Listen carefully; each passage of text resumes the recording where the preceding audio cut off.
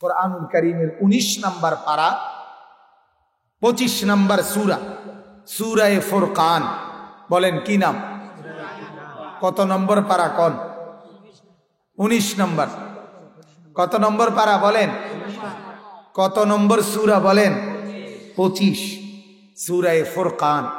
ফুরকান শব্দের অর্থ হলো সত্য মিথ্যার মাঝে পার্থক্য করা। এজন্য কোরআনকে বলা হয় ফুরকান। কোরআন একটা ফুরকান। ওয়া আনজালাল ফুরকান। আল্লাহ বলেন আমি ফুরকান নাজিল করেছি। কোরআন সত্য আর মিথ্যার মাঝে পার্থক্য করে দিয়েছে। বদরের যুদ্ধকে আল্লাহ বলছে ইয়াউমুল ফুরকান। বদরের যুদ্ধ ছিল ইমানদার আর বেঈমানের মধ্যে পার্থক্যের দিন। পার্থক্যের দিন। সেদিন হক আর বাতিল পার্থক্য হয়ে গেছে।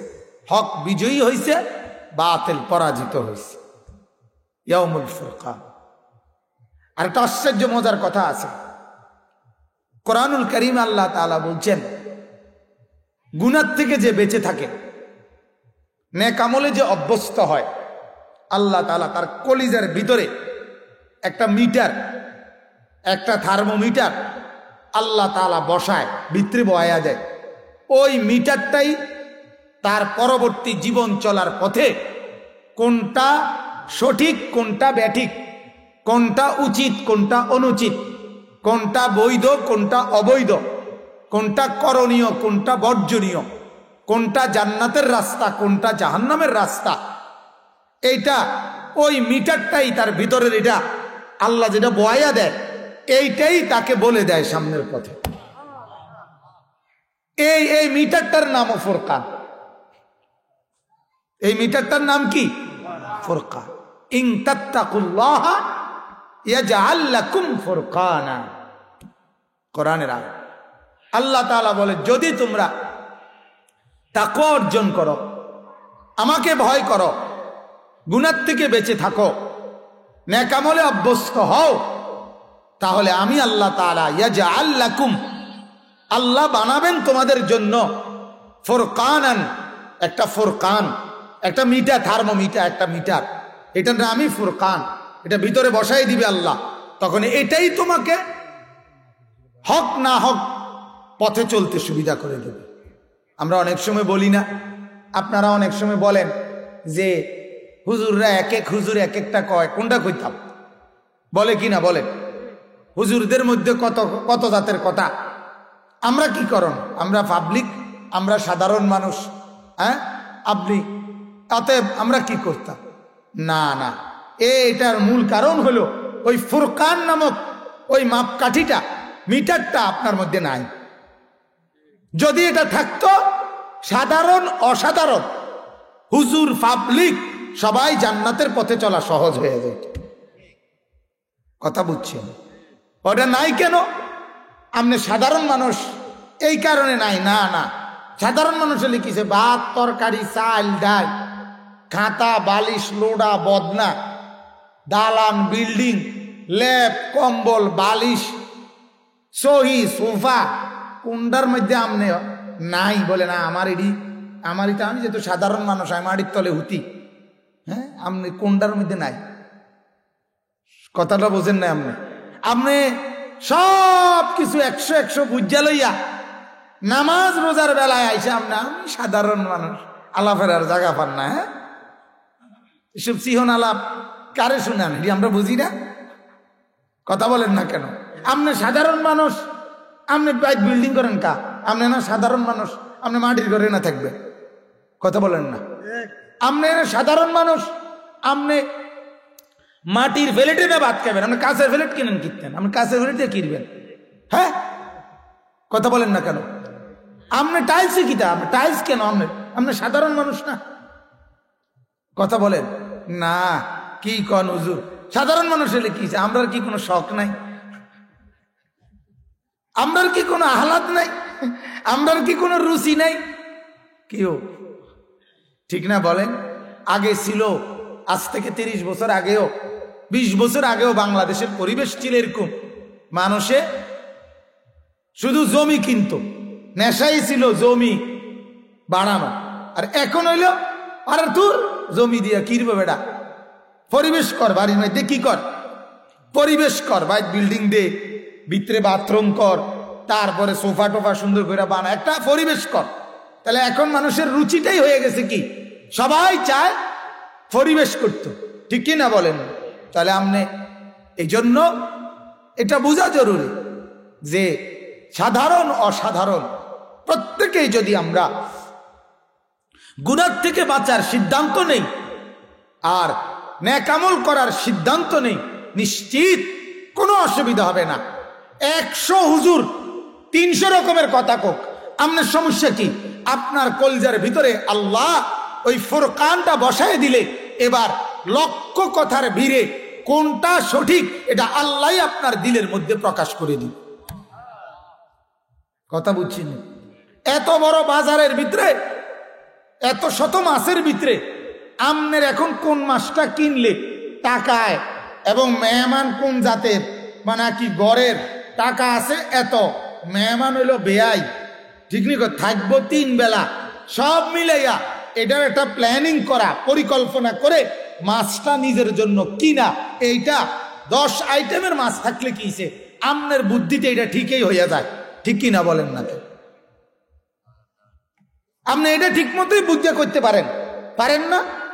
না বলে যেহেতু আমি বাজারে আসছিলাম, এখন যত জাতের মাছ আমি বা কারে ঠগাই বা কারে নারাজ করি, পাঙ্গাসও লই, তেলাপিয়াও লই, এরপরে দিয়ে আপনার কি রুই মাছও লই, কাতলা মাছও লই, ট্যাংরা মাছও লই, বৈচা মাছও লই, সবে লই, এটা নিয়ে কয় মানুষে কথা বলেন না কেন? তাহলে আপনি এখান থেকে ফয়সালা করতে পারেন না?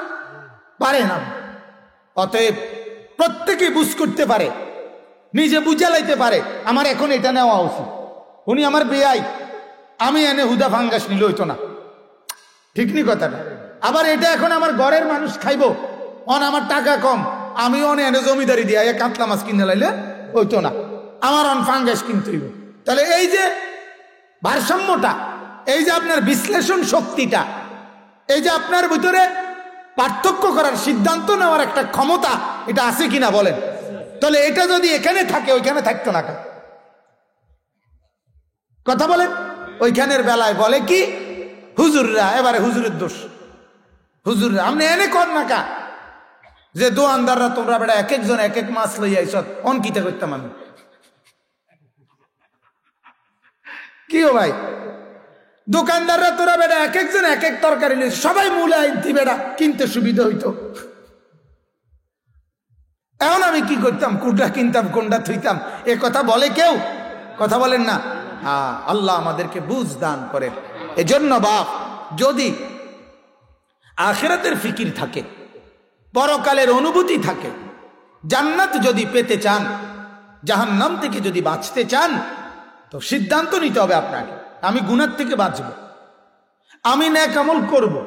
5 ওয়াক্ত নামাজের ব্যাপারে ফজরের ওয়াক্তে, ফজরের নামাজের ওয়াক্ত যেটা, এইটা যে ফজরের ওয়াক্ত, এই ব্যাপারে হুজুরদের মধ্যে মতানৈক্য আছে না? কথা কর না কেন?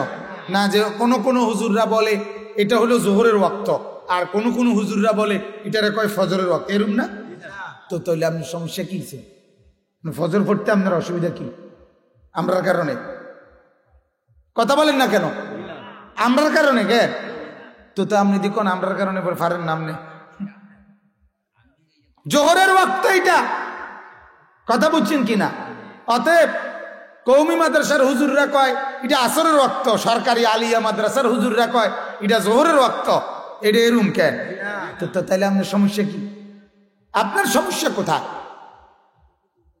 মিথ্যা বলা পাপ, গালি দেওয়া, অপরকে গালি গালাজ করা অন্যায়, এই কথাইটার মধ্যে মতভেদ কি? কথা বলেন না? বিড়ি খাওয়া কারো মতে নেকি, কারো মতে গুনাহ, এই মত আসেনি? তো তাই আপনি কি সমস্যা কি? আপনি আটকাইছেন কোনানে? কোন জায়গায় আটকাইছেন? কোন গুনাহটা সারার ব্যাপারে আমরার কারণে আটকাইয়া গেছেন, এটা কোন? এখন কোন কথা বুঝেন নাই? যে হুজুর এই গুনাহটা আমি ছাড়লাম হইলে আপনার গো হুজুর গো ফেসের কারণে আমি এই গুনাহটা ছাড়তে পারতেছি না, আপনারা হুজুরারে কেউ কেউ মিশা কথা বলার অনুমতি দেয় এই কারণে নাকি? তো তাইলে আমরা আপনার কি সমস্যা করলাম? অতএব মূল কথা হইল আল হালালু বাইয়িন ওয়াল হারামু বাইয়িন। নবী বলছে হালাল যেগুলো আমি স্পষ্ট করে বলছি, হারাম যেগুলো সেগুলো আমি স্পষ্ট করে বলছি। কোরআনে আল্লাহ বলছে কুল তাআলাউ আতলু মা হাররামা রাব্বুকুম আলাইকুম। নবী পৃথিবীবাসীকে ডেকে বলেন যে আল্লাহ তোমাদের উপরে যা যা হারাম করেছেন তা আমি মুহাম্মদ বলতেছি, শোনো শোনো, আমি বলে দিচ্ছি স্পষ্ট। রাসূলুল্লাহ সাল্লাল্লাহু আলাইহি ওয়াসাল্লাম বলেন তারাকতুকুম মুহাজ্জাতান বাইদা। আল্লাহর নবী বলেন ধবধবে আলোকিত একেবারে পরিষ্কার শুভ্র সূর্যের প্রখর তাপওয়ালা একটা দিন যেরকম সুন্দর স্পষ্ট, আমি মুহাম্মদ তোমাদেরকে এরকম স্পষ্ট দিন ইসলামের উপরে রেখে যাচ্ছি। আমি আন্দাজে কোনো কথা কইছি না, কথা বুঝেন নাই? অগোছালো কোনো কথা আমি নবী বলি নাই, অপরিষ্কার কথা বলি নাই, অগোছালো কিছু বলি নাই। আমি বুঝতে না তুমি ফেঁসে পড়ে যাইবা এমন কিছু আমি বলি নাই। আমি রসুল যা বলছি তার সর্বশেষ কথাটাও স্পষ্ট করে বলছি। এজন্য হাদিসে আছে আল্লাহ নবী সাল্লাল্লাহু আলাইহি সাল্লাম জড়িয়ে জড়িয়ে কথা বলতেন না, মানে একটার লগে একটা কথা মিলাইয়া বলতেন না, মানে জড়াইয়া, হ্যাঁ, যার কারণে কথা অর্ধেক ভিতরে অর্ধেক বাইরে এমন কথা বলতেন না। ইয়াতাকাল্লামু বিকালামিন বাইয়িনিন ফাসলিন। রাসূলুল্লাহ সাল্লাল্লাহু আলাইহি সাল্লাম শামাইলে তিরমিজির হাদিস আয়েশা রাদিয়াল্লাহু তাআলা আনহা বলছেন নবীজির প্রত্যেক কথা ছিল স্পষ্ট এবং ভাঙ্গা ভাঙ্গা, আলাদা আলাদা, গোট গোট করে কথা, আলাদা আলাদা বলে, প্রত্যেকটা শব্দ যেন আলাদা আলাদা বোঝা যায়। এটা ফিকির করতে, কেবল টাইনতে আছে টাইনতে আছে টাইনতে আছে, কোনো থামানির কোনো লক্ষণ নাই। কি জানাই দেয়া তো বোঝা উচিত রাসূলুল্লাহ সাল্লাল্লাহু আলাইহি সাল্লামের কথা বলার সিফাত কি ছিল। যাই হোক ভাইয়া, আপনাদের কাছে আমরা তাইলে এটাও বুঝাই নিলাম সূরাটার নাম কি বলেন, মনে আসেনি? তাহলে এতক্ষণ এই কথাগুলো বলা হয়েছে কি কারণে? সূরাটার নামের কারণে। সূরাটার নামের অর্থ কি? ফুরকান। ফুরকান শব্দের অর্থ হচ্ছে পার্থক্য করা, সত্য মিথ্যা, হক বাতিলের মধ্যে পার্থক্য। আর আল্লাহ তাআলা এটা যদি আপনার দিলে দিয়ে দেয়, এই নিয়ামত আপনার দুনিয়াও সুন্দর, আপনার আখিরাতও সুন্দর, আপনার আখিরাতও সুন্দর। আল্লাহ তাআলা আমাদেরকে এমন নিয়ামত প্রত্যেকের কলিজায় দান করুক। ভাইয়া বাবা, দোয়া করা উচিত। গুনার মধ্যে থেকে নিজে বলবেন, হ্যাঁ, যে হুজুররা এটা এটা কয় এজন্য চলতারি না, না, স্পষ্ট গুনাহ আপনি বুঝতেছেন, যেটা এটা না ছেড়ে আপনি আলোর রাস্তা পাবেন কিভাবে? কথা বলেন না কেন? আপনি পেশাবের উপরে দাঁড়াইয়া 10 বালতি পানি ঢাললে আপনি পাক হবেন কিভাবে? আগে তো এন থেকে উঠতে হইব। আমরা কথা বলেন না কেন? বুঝেন না কথা? আমি এনতে সত্যি হইব না আগে, না আপনি এনে খারাইয়া কেন পানি ঢালতেছেন? তাইলে তো হবে না, তাইলে তো হবে না। আপনি তো জায়গার থেকে লড়তে হইব আগে। কূপের মধ্যে আগের দিনের মাসআলা ছিল, কুয়ার মধ্যে কূপ, গভীর কূপ, কূপের মধ্যে উন্দুর বিলাই পড়লে মাসআলা হইল আগে ওটা উড়াইয়া হারাইতে হইব, সরাইতে হইব, এরপরে বালতি ভইরা পানি ফালাইতে হইব। এখন ওই কূপের মধ্যে কি রাইখা? ইঁদুর রাইখা আমনে কেবল বালতি ভর বালতি পানি ফেলতেছেন, তো উন্দুর তো রয়ে গেল। বুঝেন নাই? ইঁদুর তো রয়ে গেল। আগে তো ইঁদুর সরান, এরপরে আপনি কি করেন? পানি ফেলেন, তাইলে পবিত্র হবে। হাকিমুল উম্মত মুজাদ্দিদুল মিল্লাত হযরত মাওলানা শাহ আশরাফ আলী থানভী রাহমাতুল্লাহি আলাইহি, উনাকে প্রশ্ন করছিল আর উনি এই উদাহরণ দিছিলেন। ওনাকে জিজ্ঞেস করছিল, হুজুর আপনি যে সারাক্ষণ বয়ানে শুধু কেবল বলেন গুনাহ ছাড়ো, গুনাহ ছাড়ো, গুনাহ ছাড়ো, গুনাহ ছাড়ো, গুনাহ ছাড়ো, গুনাহ ছাড়ো, এটাই কেবল বলেন, জিকির, তসবিহ, মুরাকাবা, মুশাহাদা, 12,000 তসবিহ, বড় বড় আমল, ওজিফা, এটি দিয়ে কর না, কাল গুনাহ ছাড়ো, গুনাহ ছাড়ো, এটা কিটা? হযরত তখন বলছেন, হ্যাঁ বাবা, আগে কূপের থেকে উন্দুর উঠাও, ইঁদুর উঠে ফেলো, তাইলে এবার পানি যত বালতি ফেলাইবা শুধু পবিত্র আর সুন্দরী হবে। অর্থাৎ আগে গুনাহ ছাড়ো, এবার এক একটা সেজদাই তোমাকে নূর বানায় দিবে, আলোকিত বানায় দিবে। প্রতিটা আমল তখন তোমার আলোকিত হবে। এজন্য আমি বলি আগে ইঁদুর সরাও, মানে আগে গুনাহ সরাও, আগে গুনাহ সরাও। আল্লাহ নবী সাল্লাল্লাহু আলাইহি ওয়াসাল্লাম বলেন, ইত্তাকিল মাহারিম, আমার উম্মত হারামগুলো ছেড়ে দাও। তাকুন আবাদান নাস, তাহলেই তুমি হবে সবচেয়ে বড় ইবাদত গুজার বান্দা, সবচেয়ে বড় নেককার। কখন? যখন প্রথমত ছেড়ে দিবা কি? হারামগুলো ছেড়ে দাও। আগে বিড়ি খাবেন আর আপনি নেককার হবেন, আমি লিখে দিলাম, হবেন না। কোন বিড়িখোর ব্যক্তি নেককার হইতে পারে না। কোন মুরব্বী যিনি বিড়ি খাইতে অভ্যস্ত, সিগারেট খাইতে অভ্যস্ত, সে নেককার হতে পারে না। 60 বছর, আমি এটা প্রায় বলি, 60-70 বছর যেই মুরব্বী বিড়ি খায়, আহা, এর হিসাবটা কি বুঝেন? জানেন না? উনি বুঝাইতে চায় এটা ফেরেশতাকে, ফেরেশতা আমারে তো দেখছো তুমি, জীবনটা আমি আগুনের থেকে আলগা হইতে পারছি না, কারণ আগুনটাই আমার প্রিয়। কাজে আমারে কবরে হাসরে আগুন থেকে কোনোখানে আলগা রাখো না, আমারে জাহান্নামের আগুনেই দিই।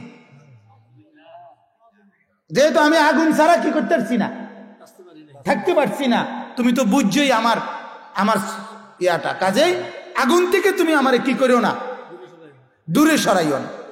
আমারে কবরেও আগুনে রাখো, আমারে হাসরেও কি রাখো, আগুনেই রাখো। আগুনেই আমার বড় প্রিয়। নাউজুবিল্লাহ, নাউজুবিল্লাহ, বলেন নাউজুবিল্লাহ। আহা, বদনসিব, বদনসিব। রাগ করলে কিছু করার নাই, রাগ করলে কি করার আছে? আল্লাহ আমাদেরকে বুঝার তৌফিক দান করেন। চলেন এবার আয়াতের তরজমা বলি। আল্লাহ পাক রব্বুল আলামিন বলতেছেন, আল মুলকু ইয়াওমা ইদিনিল হাক্কু লিররহমান ওয়া কানা ইয়াওমান আলাল কাফিরিনা আসীরা। এখানে একটা কথাকে বুঝতে হবে। তো ভাই বলতেছি, এখানে আয়াতের তরজমা বুঝার আগে অল্প কথাকে একটা ছোট্ট একটা ঘটনা বোঝেন। ছোট্ট একটা ঘটনা বুঝলে কথা এটা বুঝতে একেবারে সহজ। রাসূলুল্লাহ সাল্লাল্লাহু আলাইহি সাল্লাম যখন ইসলামের দাওয়াত মক্কায় দিচ্ছিলেন 40 বছর বয়সে, মক্কার যত নেতারা, সম্ভ্রান্ত নেতা, সিনিয়র নেতা, সবাইকে আল্লাহর রাসূল সাল্লাল্লাহু আলাইহি সাল্লাম দিবানিশি ইসলামের দাওয়াত দিয়েছেন। তো যারা এই সিনিয়র নেতা, অধিকাংশই ছিল নবীজির বিরোধিতাকারী, ঠিক কি না বলে? আবু জাহেল, আবু লাহাব, উতবা, শাইবা, আস ইবনে ওয়াইল, ওয়ালিদ ইবনে মুগীরা, উকবা ইবনে আবি মুঈত, উমাইয়া ইবনে খালফ, উবাই ইবনে খালফ, এরা সব ছিল বড় বড় লিডার এবং সবগুলো আল্লাহর নবী সাল্লাল্লাহু আলাইহি সাল্লামের প্রচন্ড বিরোধিতাকারী, সর্বোচ্চ বিরোধিতাকারী। আচ্ছা, এই বিরোধিতাকারী লিডারদের মধ্যে একজন লিডারের নাম হলো উকবা ইবনে আবি মুঈত। উকবা, কি নাম বলেন? উকবা। এই লোক সিনিয়র নেতা ছিল। তো সে প্রায় সময় মক্কা থেকে বাইরে বিভিন্ন ব্যবসার কাজে বিভিন্ন এলাকায় সফর করত। আর তার একটা অভ্যাস ছিল, সফর থেকে আইলেই মক্কার সম্ভ্রান্ত ব্যক্তিদেরকে মেহমানদারি করাইতো, মানে খানা খাওয়াইতো, আপ্যায়ন করতো আর কি। যখনই সফর, মনে করেন 2 মাস, 1 মাস, 15 দিন সফর করে আইসে, আইয়া একটা কি দিত? খানা দিত। আমরা যে সময় চাঁদপুর, ফরিদগঞ্জ একটা জায়গা আছে, উপজেলা, আমি ওই মাদ্রাসায়, ফরিদগঞ্জ আলিয়া মাদ্রাসা থেকে 1998 সনে দাখিল পাশ করছিলাম, আর 2000 সালে আলেম পাশ করছিলাম, পড়ালেখা করছিলাম ওইখানে। তো ওই মাদ্রাসার যিনি প্রতিষ্ঠাতা, বাংলাদেশের একজন বড় মানুষ ছিলেন উনি, আলহাজ হজরত মাওলানা এম এ মান্নান, আব্দুল মান্নান রাহমাতুল্লাহ আলাইহ। দৈনিক ইনকেলাব নামে একটা পত্রিকা আছে, নাম শুনছেন? এই পত্রিকার যিনি মালিক ছিলেন, জমিয়তুল মুদাররিসিনের সাবেক সভাপতি এবং এরশাদ আমলে মন্ত্রী এবং আরো অনেক কিছু ছিলেন। উনি বড় জাদ্রেল নেতা ছিলেন, আলেমও ছিলেন। তো এই উনার মাদ্রাসা ওইটা। তো উনি আপনার, আমরা যখন পড়তাম তখন আমরা দেখতাম যে উনি কিছুদিন পর পর ঢাকা থেকে আসতো এলাকায়, মানে এই ফরিদগঞ্জ আইত। তো উনি আইব শুনলেই আমরা বুঝতাম যে উনি আসতেছে ঢাকার থেকে, আর আমরা বিরিয়ানি খানা আইসগে হইব, মানে এটা আমরা বুঝতামই যে উনি আইসে, মানে আমরা একবেলা বিরিয়ানির কি হয়েছে বুঝ হয়েছে। তো এইটা ছিল আপনার কি একটা নিজাম। ওনার আসলেই উনি আপনার ওই হোটেলে ফোন দিতে, একটা হোটেল আসিল নির্ধারিত, ওরা বিরিয়ানির প্যাকেট করতো, উনি সবাই খুব খাওয়াইত, মানে এটা ওনার একটা খুব আদত ছিল। তো এই কারণে বললাম, এই ওকবা নেতাটার নাম কি বলেন না, তারও একটা অভ্যাস ছিল, যখনই সে আসতো মক্কার বাইরে কোথাও সফর থেকে, মক্কার সম্ভ্রান্ত নেতা যারা তা করে মেহমানদারি করত। এখানে একটা জিনিস আগে বুঝতে হবে, আরব দেশে নবী সাল্লাল্লাহু আলাইহি সাল্লামের জমানা ইসলাম প্রচারের আগে মক্কার কুরাইশদের মধ্যে হাজারো রকমের কুফরি শিরিক ছিল, অপরাধ।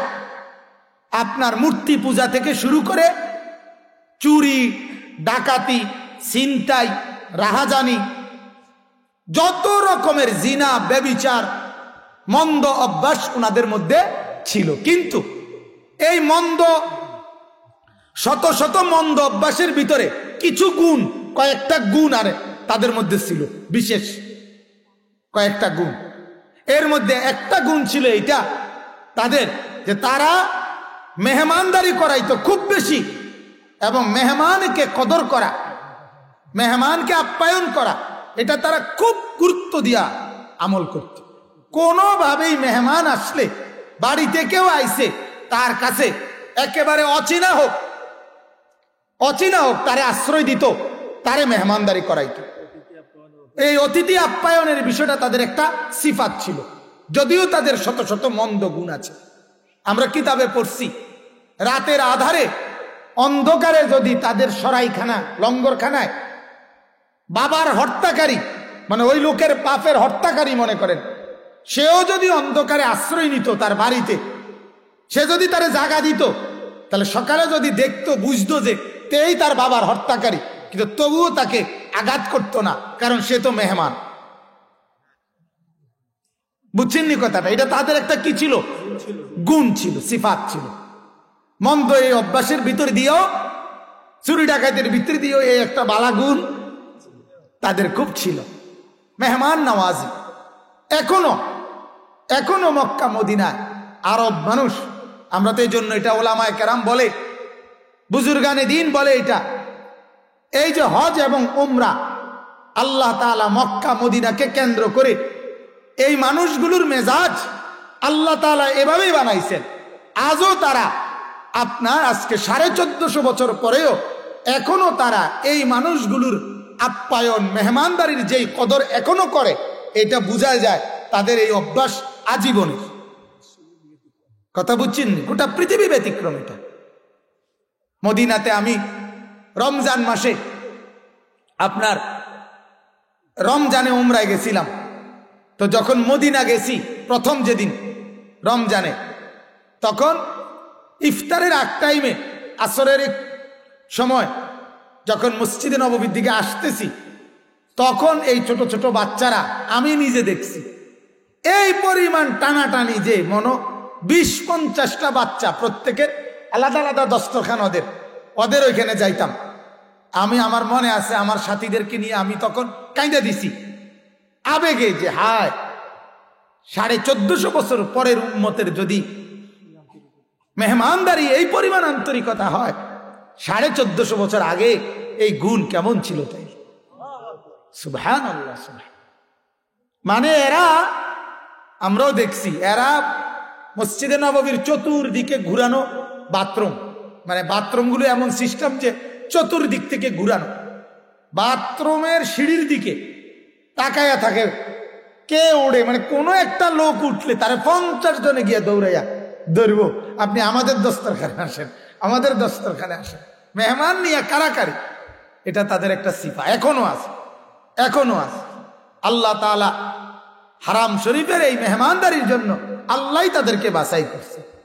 আমরার গায়ে কুলাইল না হইল, কথা বুঝছেন নি? কথা আমরা প্রথম দিন দ্বিতীয় দিন থেকে ভাঙ্গাস দিলাম, কথাটা বুঝছি। এরপরের দিন হইলে কইলাম বাজার করার একটা খুব দরকার ছিল, কিন্তু এরকম ঝামেলায় পড়ে গেছি, বাজার করতে পারছি না। যাক ইনশাল্লাহ সামনের বারে আইলে এরকম হইতো না। ঠিক নি কথাটা? এইবার যদিও কি হয়ে গেছে, আমার শায়েখ আরিফ বিল্লাহ আল্লামা মুফতি মুশতাকুন নবী সাহেব হুজুর মাঝে মাঝে বলে, ওই যে রসিকতা করে, খেয়ে আসছেন না গিয়ে খাবেন, অর্থাৎ আমগো মেহমানদারি হলো এই ডকের, আমরা বাঙালির, হ্যাঁ, অর্থাৎ খাইয়া আইছেন না গিয়া খাইবেন, তার মানে উনি খাওয়াইব এটা কয় না। যাই হোক, আরব দেশে এই মেহমানদারির গুণটা ছিল খুব বেশি, কথা বুঝছেন? আমাদের দেশও আছে, আমরা বললাম। বাকি মূলত মেহমানদারির সিফাত আলহামদুলিল্লাহ আমাদের গ্রামে গঞ্জে শহরে বন্দরেও সর্বত্র আছে। আর আল্লাহ রসুল বলছেন এটা, মান কানা ইউমিনু বিল্লাহি ওয়াল ইয়াউমিল আখির ফালিয়ুকরিম দাইফাহু। রাসূলুল্লাহ বলেন, আল্লাহ এবং আখিরাতকে যে বিশ্বাস করে তার উচিত মেহমানকে যেন সে সম্মান করে। মেহমানদারি করা এটা ঈমানের অংশ। কিসের অংশ? ঈমানের অংশ।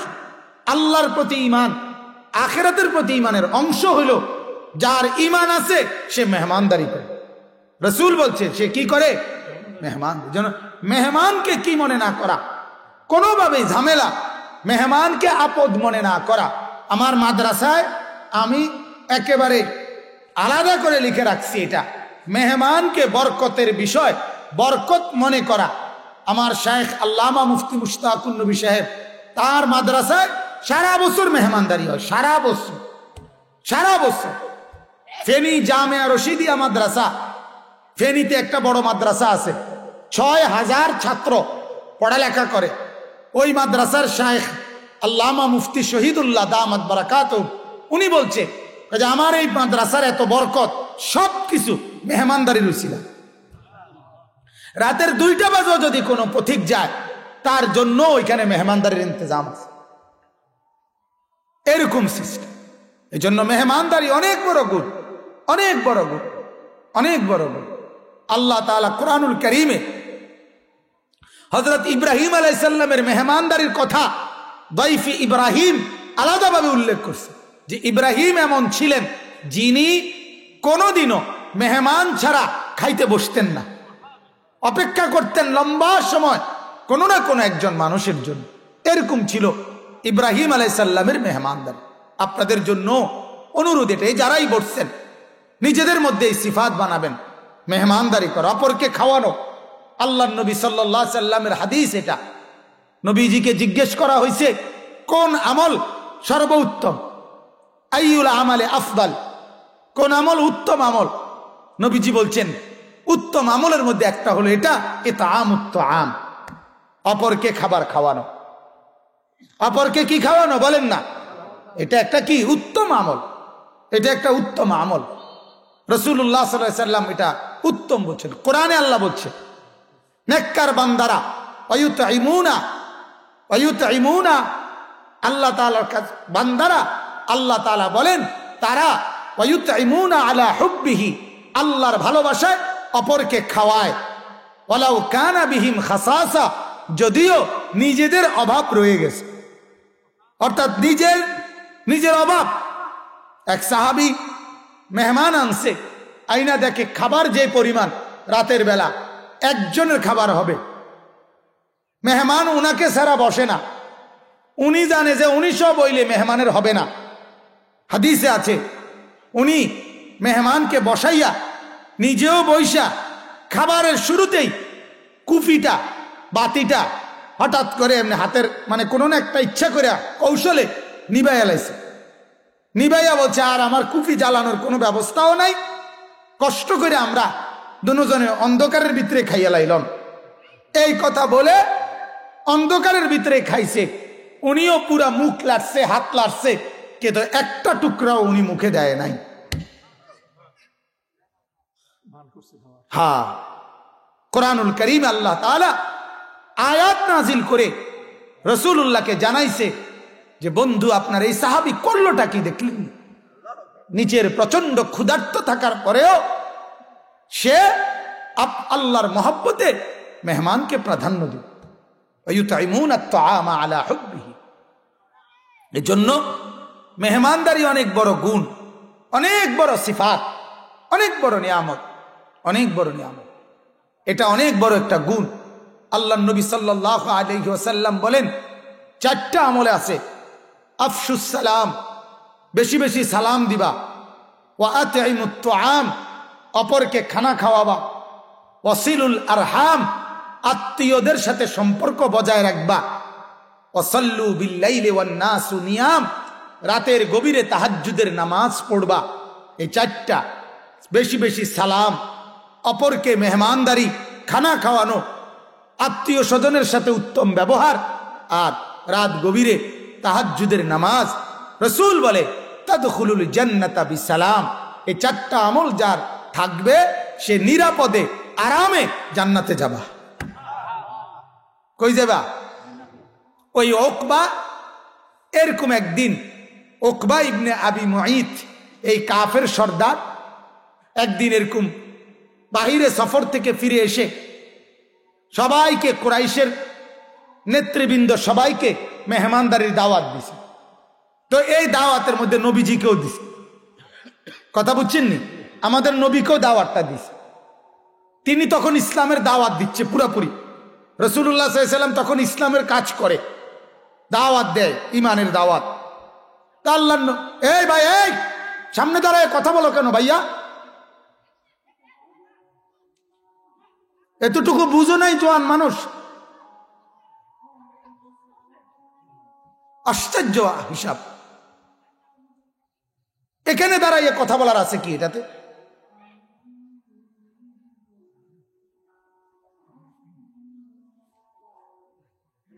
জি, তো আমার কথা শেষ করছি, অল্প সময় আর। দেখেন কি বললাম, রাসূলুল্লাহ সাল্লাল্লাহু আলাইহি ওয়াসাল্লামকে ওই নেতা কি করছে? দাওয়াত সবার লগে। এই চাচাকে কি বসতে দিবেন? একটা চেয়ার টেয়ার দেখেন তো, চেয়ার আছে? চাচাকে চেয়ারটা দেন। চাচা এই চেয়ারে বসেন। ভাই ধরে বসান, ভাইয়া ধরে বসাই দেন, উঁচা নিচা যেন না হয় চেয়ার। তো এই উকবা সবাইকে যখন দাওয়াত দিছে, তো সবাই আইছে মেহমান, নবীজিও আসছে, খানাও সামনে রেডি। উকবা আল্লাহ রসুলকে বলছে, মুহাম্মদ বসো, মানে গ্রহণ করো খাবার। এই তখন আল্লাহ নবী সাল্লাল্লাহু আলাইহি সাল্লাম বললেন, চাচা, সবাই তো চাচা, তো এরকম বলতেন যে আল্লাহর কসম, আমি আপনার এই খানা গ্রহণ করব না যতক্ষণ পর্যন্ত আপনি আমার কালেমা গ্রহণ না করবেন। আপনি আমার কালেমা যদি গ্রহণ না করেন, আমি কি করব না? এই খাবার ধরতাম না। এখন এই লোক কট্টর কাফের, কিন্তু তার এখন এমন একটা দোটানায় পড়ছে, সে একে তো দিল থেকে কোনোভাবে ঈমান আনতো না, এর সিদ্ধান্ত এখন। কিন্তু এখন যদি এক কথা বলে না আমি ঈমান আনতাম না, তাহলে মুহাম্মদ চলে যাবে। আর এটা তাদের আরবের বিশাল বড় ত্রুটি, যে মেহমান ঘরে আইসে কি হয়ে গেছে, এইটা তারা মাইনা নিতে পারে না। বুঝছেন নি আপনার কথা? ওই যে এতক্ষণ বুঝাইলাম যেটা, এটাকে তারা সর্বোচ্চ অপমান মনে করে, যে অমুক নেতার বাড়ির থেকে মেহমান কি হয়ে গেছে, না খাইয়া গেছে গা। এইটারে তারা কোনোভাবে, এটা এই নাম হওয়া, এই বেজ্জুতি, এটা মাইনা নিতে পারে না এরা। এখন কি করা? হেও মোহাম্মদও ইমান, আরে খাবে না ইমান না আনলে, আবার হেও ইমান আনবে না, আবার মেহমানদারি করবে কেমনে? তাইলে কি করন? এই তখন সে বাহ্যিকভাবে ওই তার নেতৃত্ব, তাদের আরবীয় নিয়ম টিকাইয়া রাখার জন্য সে কালেমা পড়ছে। আল্লাহ রসুলের সামনে কি পড়ছে? ঠিক আছে মোহাম্মদ পড়লাম, পড়ছে তো আল্লাহ নবী সাল্লাল্লাহু আলাইহি ওয়াসাল্লাম এরপরে, আর এটা ইসলামের নিয়ম, আল্লাহর পক্ষ থেকে নিজাম, যেটা যেই লোকে জবান দিয়ে কালেমা পড়বে তারই ইসলাম গ্রহণ করা হবে। এবার দিলের মধ্যে যদি কুফরি নেফাকি থাকে সেটার ফয়সালা আল্লাহ করবে। দিলের ফয়সালা করবে কে? আপনি বলেন আপনার দিলের হালাত আমি জানি। আপনি চলে যাওয়ার পর তখন মক্কার আরেকজন কাফের সর্দার উমাইয়া ইবনে খালফ, হজরতে বেলাল রাদিয়াল্লাহু তাআলা আনহুর মনিব যে ছিল, হজরতে বেলালকে যে সর্বোচ্চ জুলুম নির্যাতন করছিল বেলাল, ওই যে বুকে পাথর চাপা দিছে, মরুভূমির মধ্যে রৌদ্রের মধ্যে ফেলে রাখছে, শুনছেন না আপনারা ঘটনা? এই যে ডাকাত, এই ডাকাতের নাম কি? উমাইয়া ইবনে খালফ। বদরের যুদ্ধে সে নিহত হয়েছে নির্মম ভাবে, ইমান আনে নাই এই বেঈমানে। তো এই বেঈমান উমাইয়া ইবনে খালফ উকবা ইবনে আবি মুঈতকে ওই সর্দারে ধরছে যে দোস্ত তোর লগে আজকে আমগো এতদিনের দুস্তি, আজকে কি 1-2 দিনের বন্ধুত্ব, কত বিড়ি এক লগে খাইলাম, হ্যাঁ কত সিগারেট, কত বিড়ি, কত গাঞ্জা, কত কি দাবা, কত বাবা এক লগে খাইলাম, আমরা নিজের মানুষ আমরা, তুই কামড়া করলি কি? এতটি মানুষের সামনে তুই আমগরে বেজ্জতি করে লেলা, হ্যাঁ মোহাম্মদকে কালেমা করে ফেললাম, তো আমরা এতগুলো নেতার কোনো ইজ্জত নাই আমগো।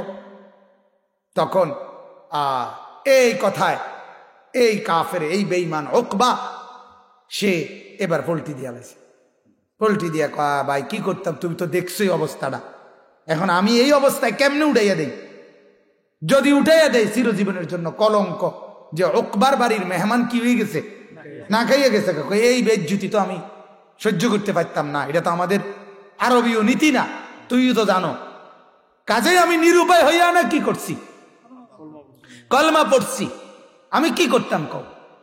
তখন উমাইয়া ইবনে খালফ বলল ঠিক আছে দোস্ত, যদি এটাই সত্য হয় যে নিরুপায় হইয়া কালেমা পড়ছ বা আসলেই দিল থেকে পড়ো নাই, তাইলে এখন গিয়া নাউজুবিল্লাহ, এখন গিয়া বন্ধুত্ব যদি ঠিক রাখতে হয়, আমাদের সাথে যদি উঠা বসা ঠিক রাখতে হয়, তাইলে এখন গিয়া মুহাম্মদের সামনে থুতু মাইরা তার কালেমা তারে ফিরাই দিন।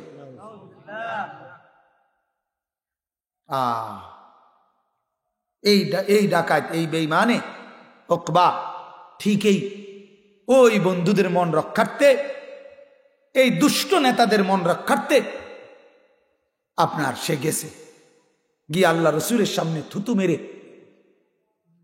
এরপরে কালেমা বলছে, মুহাম্মদ তোর কালেমা তোরে ফিরাই দিলাম। আল্লাহ তাআলা তখন এই ঘটনার প্রেক্ষিতে কোরআনুল কারীমের এই আয়াতগুলো নাজিল করেছে। কথা বুঝছেন? এবার তর্জমা শুনেন, তর্জমা শুনলেই কথা শেষ।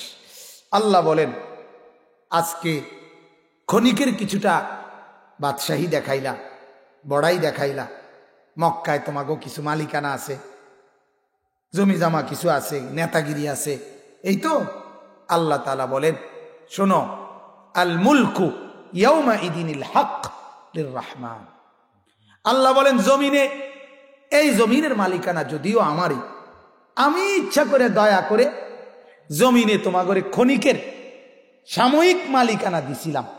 ওই যে এই 10 শতক তোমার, এই 10 শতক হেতের, এটি আমিই কইছিলাম, আল্লাহ আমিই দিছিলাম, ব্যবহারের সুবিধার্থে দিছিলাম, কিন্তু এটা তো প্রকৃত মালিকানা না। তারপরেও সাময়িক মালিকানা হইলেও জমিনে দিছিলাম। তবে মনে রাখো, সেদিন ইয়াউমা ইদিন, সেদিন হাসরের দিন, কিয়ামতের দিন, এই ক্ষণিকের কোনো মালিকানা, সেকেন্ডের কোনো মালিকানাও, 1 মিনিটের কোনো মালিকানাও থাকবে না। সেদিন শুধুমাত্র একমাত্র সত্য পুরাপুরি একক মালিকানা লির রহমান, শুধু আল্লাহর। হাসরের মাঠে বুঝবা, হাসরের মাঠে টের পাবা, সেদিনের মালিকানা রাজত্ব শুধুই আল্লাহ, শুধুই কার? আল মুলকু ইয়াউমা ইদিন।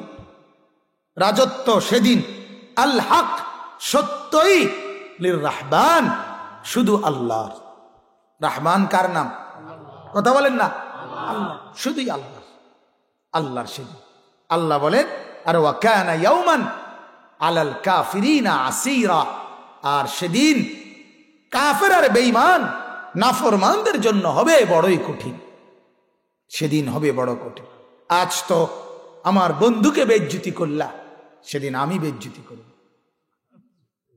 সেদিন আমি আল্লাহ বেইজ্জতি করব। আজ আমার দোস্তকে অপমান করলাম, সেদিন আমি অপমান করব। এরপরে আল্লাহ বলে সেদিন এই বেঈমান তোরা যে কাজটা আজ করলি, রসুলকে প্রত্যাখ্যান করলি, আর এই দুষ্ট লোককে কি বানাইলি? বন্ধু বানাইলি। কথা বলেন না, দুষ্ট লোককে বন্ধু বানাইলি। আল্লাহ বলেন এই কারণে, এই কথাটাই, এটাই মূলত উপদেশ ভাইয়া। দোস্ত যারা বসছ, এ যে কয়জন, আমি এর চাইতে কম বসলেও আমার কোনো আপত্তি নেই। আমি বললাম না, আমার এগুলা কোনো সময় কোনো হিসাব কিতাব নাই যে কয়জন বসছে, কম না বেশি শ্রোতা, আমি এটা চিন্তা করে কথা বলি না। আমার কথা হইলো বলতে থাকা, বলতে থাকা। মালিক যখন যেখানে আল্লাহ তাআলা সুযোগ দেয় বলতে থাকা, যেতটুকু সুযোগ পাই অদ্দুরই তো নেকি, ঠিকই না বল? আসরের পরে বললে নেকি আছেন, তার অসুবিধা কি আমার? কথা কন না। আমি প্রধান বক্তা না বিশেষ বক্তা না মাঝারি বক্তা না শিকি বক্তা না আদলি বক্তা না রুফালি বক্তা, আমার তো কি দরকার? কথা কন না। আমি দিদি কি করো ঘাসনি কাটবো দিদি, প্রধান আকর্ষণ, প্রধান আলোচক, মানে একটা দিয়ে বুঝ দাও নারী হুজুরের সংবং, আরে এগুলা একবারই সংবং, এগুলা ধোকা, সব ধোকা, প্রধান অপ্রধান সব ধোকা। হাসরের ময়দানে মালিক যদি মাফ না করে তো তামাম পৃথিবী কান্দে লইয়া আটলো ধোকা, ঠিক কিনা বলেন? আর হাসরের ময়দানে আল্লাহ মাফ করে দিলে গোটা পৃথিবী না চিনলো কোনো অসুবিধা নাই। হ্যাঁ, কোরআন শরীফে মাত্র 25 জন নবীর নাম আছে, বাকি 1.25 লাখ নবীর নামদের মধ্যে বাকিদের নাম নাই। কিসে? ওনারা নবী না। কথা বলেন না, পৃথিবীবাসী জানে না। পাহাড়ে জঙ্গলে হাজারো আউলিয়া বুজুর্গ ছিলেন, এখনো আছেন, আমরা জানি না আর কি। পৃথিবীর কেউ নাম জানে না। কথা বুঝেন না? অলিয়া উলিয়া আছে না? আছে, আমরা জানি না আর কি। তো তাদেরকে পৃথিবীর কেউ চিনলো না আর কি। তো কিসে? আসমানওয়ালা চিনিনি? কথা বলেন না। আরো সে যিনি, উনি চিনিনি? উনি চিনলে সারি, উনি চিনলে সারি, উনি চিনে হাসরের ময়দানে পরিচিত করে দিবে, ওরে তোমরা চিন্তা না। আজ দেখো, হা উমুকরাউ কিতাবিয়া, কোরআনে আছে, যার আমল নামা ডান হাতে দেওয়া হবে সে তখন চিৎকার করে বলবে, হাসরবাসী ইকরাউ কিতাবিয়া, দেখো দেখো আমার আমল নামা দেখো, আনিসুর রহমান নিচে লিখছে জান্নাতি। আলহামদুলিল্লাহ, আল্লাহ পাক যেন তৌফিক দেয়, আল্লাহ যেন জান্নাত দেয়, বলেন আমিন। আমি এটা ফয়সালা বলছি না, আমি এটা বুঝানোর লেগে। আর আমি বলে আপনি নিজেরটা জান্নাতি, আমি চাইলাম। কথা বলেন না কেন? আর আল্লাহ চাইতে বলছে। কথা বলেন না, কি চাইতে বলছে? আমি না চাইলে কে দিব? কথা বুঝছেন না আমার কথা? জান্নাত চাওয়া দরকার না? আমরা আপনাদেরকে রমজান মাসে বলি না যে বেশি বেশি কি চাইবেন? জান্নাত চাইবেন। হ্যাঁ, তো বান্দা বলবে দেখো আমার আমল নামা, আমার নাম জান্নাতি। তখন বাকিরা বলবে কি ও, আরে কিদারে তোরে তো এক লগেই দেখতাম, আমরা লগেই তো সাপের বাজার করতা, তারপরে একসাথেই অটো দিয়া যাইতা আইতা, এখন দেই তুমি জান্নাতি হইয়া গেলা কেমনে? সে বলবে ইন্নী যানান্তু আন্নী মুলাকিন হিসাবিয়া, ভাইয়া এক বাজারেই চলতাম ফিরতাম, একসাথেই আসতাম যাইতাম, কিন্তু আমি জানতাম হিসাবের এই মাঠ, কিয়ামতের এই ময়দান হবে, এই জন্য সব ব্যস্ততার ভিতর দিয়েও নামাজের সেজদা ঠিক রাখতাম। তুমি বুঝছো না রে, তুমি মনে করছো তুমি বিড়ি খাইছো, আমি মনে করছি না তোমার বিড়ি খাইতে তোমার লাগাই, আর তুমি পড়ে রইছ, আমি কিন্তু ঠিকই সেজদা দিছি, নামাজ পড়ছি, আল্লাহকে গোলামি বন্দেগী করছি। বলেন আলহামদুলিল্লাহ। অতএব আল্লাহ বলেন, আজ যারা মন্দ লোককে বন্ধু বানাইলা, আল্লাহকে ছেড়ে দিলা, রসুলকে ছেড়ে দিলা, নেককারকে ছেড়ে দিলা, সেদিন কি হবে?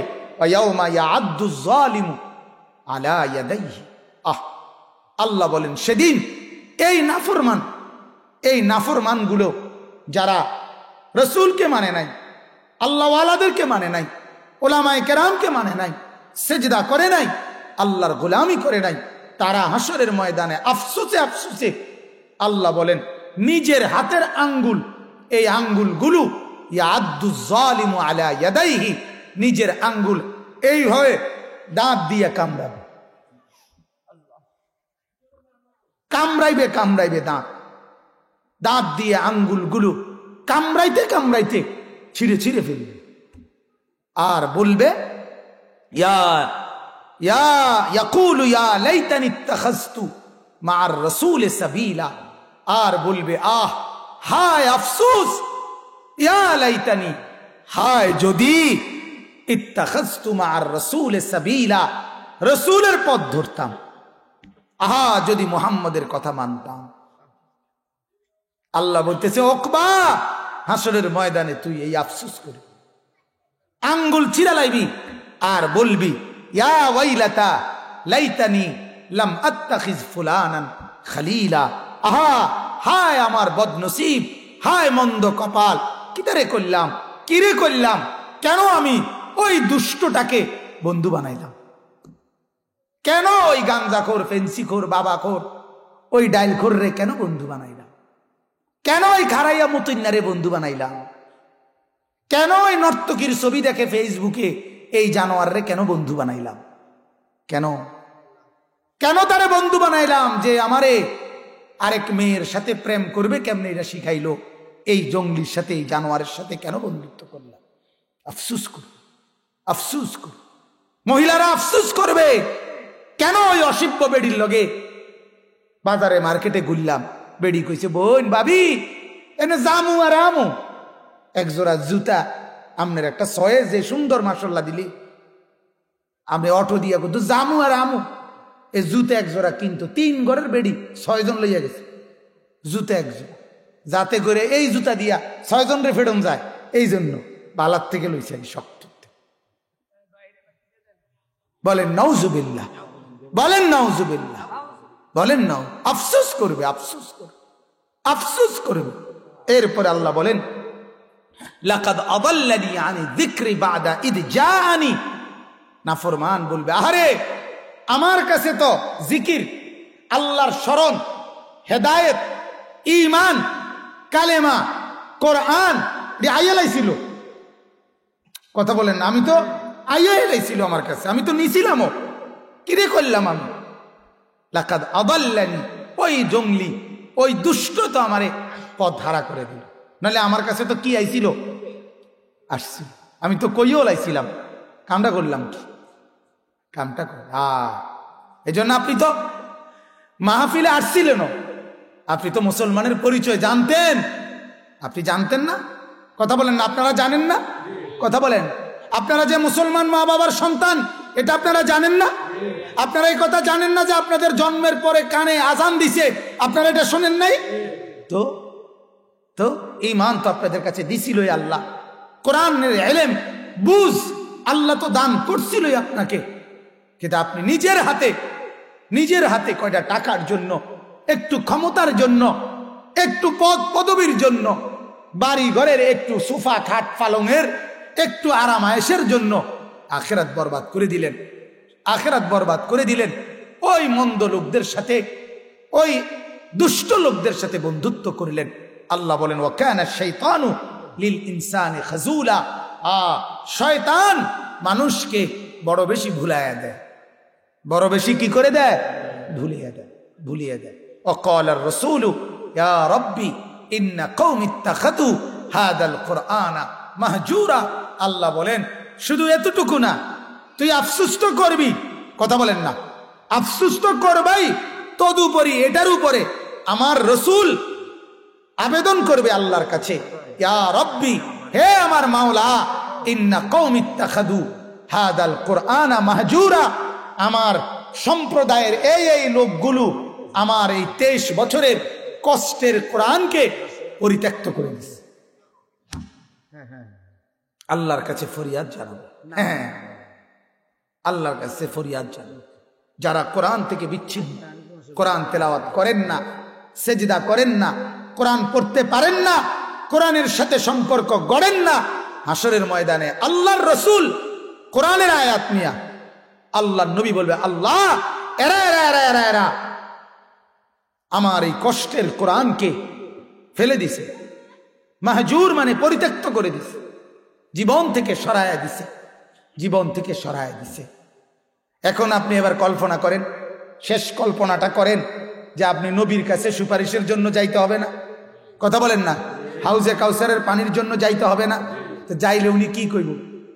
আইও নানি গাও। হ্যাঁ, উনি কি বলবে? উনি বলবে, উম্মত তোর বিরুদ্ধে তো আমি আল্লাহর কাছে বিচার প্রার্থী হয়েছি, তুই যে তোর জীবন থেকে কোরআন দূরে সরাইলি, এখন আমি তোর জন্য কেন সুপারিশ করব?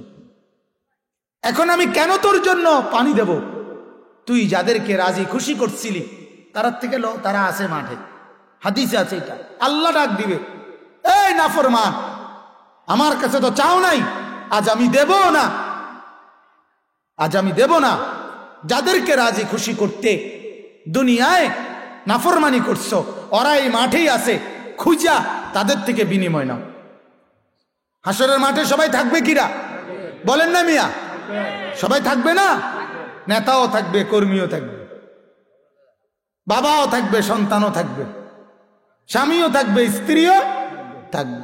যে যারে খুশি করছো আমাকে নারাজ কইরা তার থেকে এলো। আল্লাহ আমাদেরকে মাফ করে দেন, আল্লাহ আমাদের জীবন সুন্দর করে দেন, আল্লাহ আমাদের আখলাক সুন্দর করে দেন। আল্লাহ তাআলা আমাদেরকে উত্তম বন্ধু, উত্তম নেককারদের সাথে থাকার চলার তৌফিক দান করেন। আল্লাহ তাআলা আজকের এই মাহফিল কবুল করেন।